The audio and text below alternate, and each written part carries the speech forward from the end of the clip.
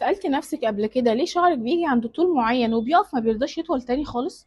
السبب علميًا حاجتين، يا إما بصيلة الشعر نفسها ضعيفة فمش هتقدر تنتج طول جديد في الشعراية، يا إما الشعراية نفسها هي اللي ضعيفة وكل ما بتيجي تطول بتتقطم وتتكسر.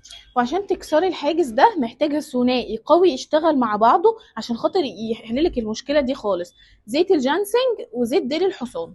الجانسينج هيعالج السبب الاول، هيقوي البصيله ويطول في عمرها فتقدر تنتج لفتره اطول وتطول لك الشعرايه.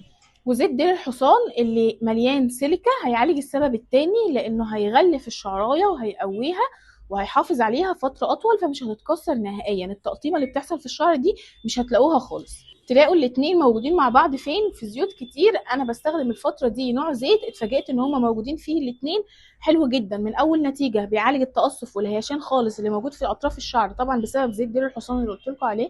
كمان مع الاستخدام بيطول الشعر بطريقه كويسه جدا لان هو مش بس فيه الاثنين دول، ده فيه 33 نوع زيت تانيين. بصراحه انا بقالي فتره كبيره بستخدمه، هو زيت وصفة جدتي، ممتاز معايا بصراحة. من أول مرة لو في تقصف أو في هيشان أو شعر مجهد بتعملي حمام زيت، أنا بسيبه على شعري نص ساعة بس قبل الشاور وبلاقي نتيجة حلوة جدا. بصوا هو الابليكيتر بتاعه سهل قوي، قوامه خفيف جدا، ريحته حلوة، ما بيدهننش الشعر خالص. أنا هسيب لكم البيج بتاعتهم عشان تسألهم على التفاصيل أو لو حابين تطلبوه هتلاقوني عامله لهم منشن هنا تحت الفيديو.